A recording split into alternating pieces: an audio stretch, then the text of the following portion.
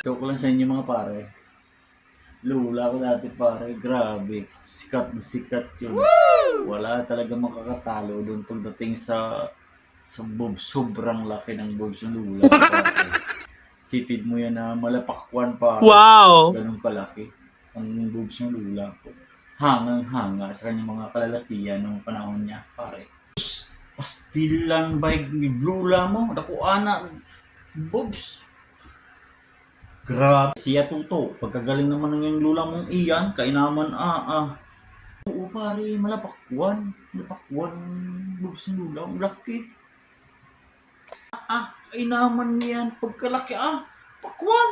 Siya, pagkalaki nga niyan. Grabe namang lula mong iyan Ginoo bay, wala na sa lula ko bay. Lula ko, malaki din. Grabe din. O bay, ako anak, kanagmilon lang. Kanagmilon lang. Unya, utong pa lang yun, milon. O, ako anak, mas dako pa sa pakpuan. Grabe pare. Grabe yung utong.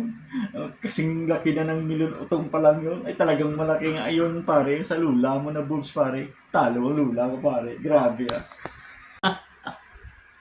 Yan laang. Milon laang. Pero utong pa lang. Iyon. Malamilon. Ang pagkalaki niyan. Mas malaki nga yan sa pakwan. Siya.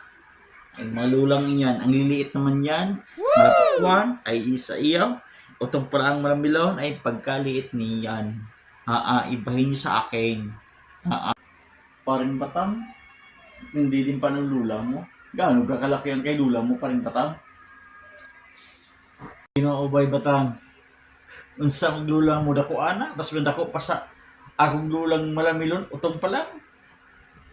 Akin, ang lula ko, nako. Ayan ay pagkainam. Senior na, 60 years old. Tayong-tayo pa ang kanyang boobs. Gayong kalaki. Kahit nakatalikod, kitang-kita mo, tayong-tayo ang kaniyang boobs. Gayon, wala sinabi ang mga lula niyong iyon. Talaga namang napaka... Abay, nakasampay din eh. Ganyan ka lang ba?